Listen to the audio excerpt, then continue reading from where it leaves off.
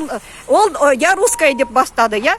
Мен айттым, ұлты керек жоқ, түкке керек жоқ оның ұлты деп. Мына полицейский айтып отыр маған, оның ұлты, маған керек жоқ оның ұлты, маған керек ақылы немнеге керек оның ұлты, маған керек қазақ тілінде қызмет көрсетсін, маған эфиоп тұрсын мейлі, маған керек. Ол айтады, қалай сіз оның ұлты керек жоқ? Сіз қалай орыс ұлтына қарсы? Енді мағынасы солай ғой. Мінеке қараңыздар, немене болып жатыр.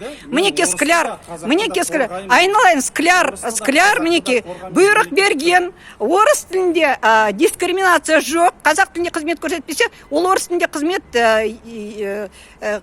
көрсетпеу дискриминация емес.